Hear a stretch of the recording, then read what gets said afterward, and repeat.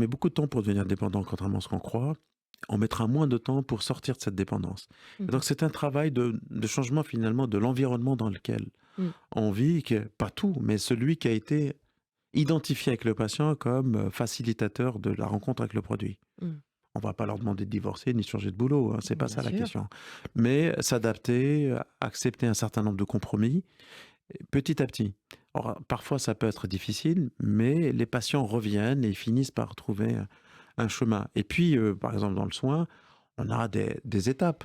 Mmh. Bon, lorsque ça va pas et qu'on a des dommages somatiques ou psychologiques liés à la consommation, bon, on fait un sevrage. 3 semaines d'hospitalisation. Ouais, Ensuite, on a, ce qui est très important, la gestion de la rechute et de l'abstinence. On a c'est des ça. hôpitaux de jour, des consultations. Et les patients, on les accompagne. On leur réapprend à s'aimer. Ouais.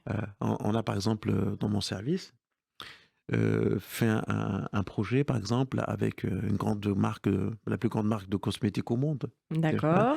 On, Parce on qu'on a veut pris des bien. photos, là, Mmh. par exemple, d'une série de femmes au début du sevrage, Mmh. au milieu du sevrage à la fin et à distance. Et c'est une, on retrouve un peu de narcissisme. Tout ça permet de changer l'environnement. Vous voyez. De Et puis, ça, retrouver une estime de une estime de soi. soi aussi. Vous voyez. Ça, c'est hyper important.